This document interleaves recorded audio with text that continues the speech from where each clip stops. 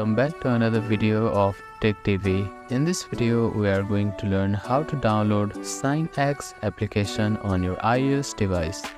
First of all, make sure that you are connected to your internet. After that, tap and open App Store on your device.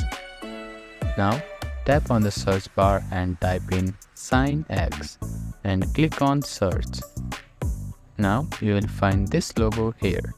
Click on it and click on Get button. Now you need to verify using your Face ID, fingerprint or an passcode. After the verification is done, your download will be started shortly. After the download is completed, click on Open button to use SignX application. So that is how you can download SignX on your iOS device.